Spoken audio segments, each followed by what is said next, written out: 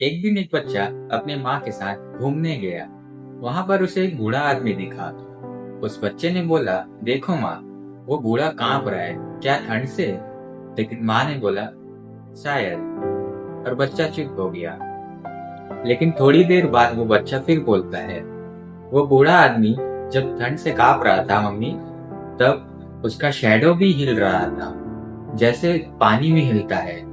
तब माँ को समझ में आया कि उनका बेटा सिर्फ देख नहीं रहा था, वो ऑब्जर्व कर रहा था। और यही होता है ऑब्जर्वेशन। ये सिर्फ एक स्किल नहीं है, ये एक नजरिया है। और जब एक आर्टिस्ट के अंदर ये नजरिया आता है तो फिर वो छोटी मोटी चीजों में भी इमोशन ढूंढ लेता है। और आज हम इसी ऑब्जर्वेशन के बारे में सीखेंगे, जो एक एवरेज आर्टिस्ट को एक्स्ट्रा ऑर्डिनरी बना देता है। इसमें हम जानेंगे कि क्या ये इम्पोर्टेंट क्या रखता है, और इसे सीखते कैसे हैं, और साथ ही साथ इसका काम क्या है। तो देखो, ऑब्जर्वेशन का मतलब होता है ध्यान से देखना और उसे समझना। स्ट्रक्चर, लाइट, फॉर्म, शैडो, उसका प्रोपोर्शन, एंगल, ये सारी चीजों को समझना। और एक आर्टिस्ट और एक बिगनर में यही फर्क होता है ऑब्जर्वेशन का।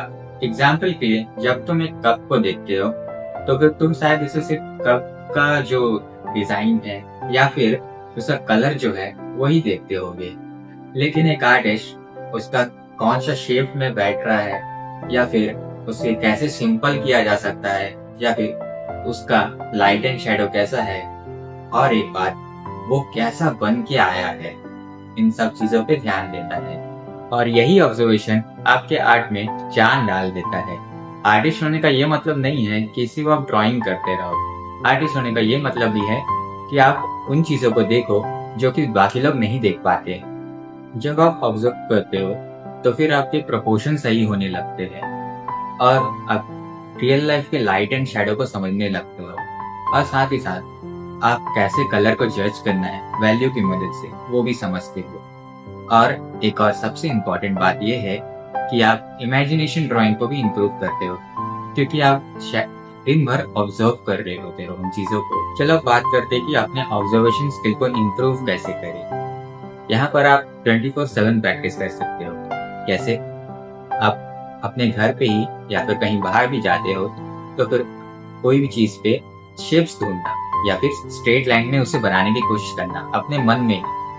जैसे यहाँ पर एग्जांपल में इसे देखो, इसे मैंने शेप्स में कन्वर्ट किया है, और स्ट्रेट लाइन में भी कन्वर्ट करने की कोशिश कर सकते हो आप। लेकिन सिर्फ देखने से काम नहीं चलेगा, आपको ड्रॉ भी करना पड़ेगा। हर दिन सिर्फ 10 मिनट ही काफी होगा।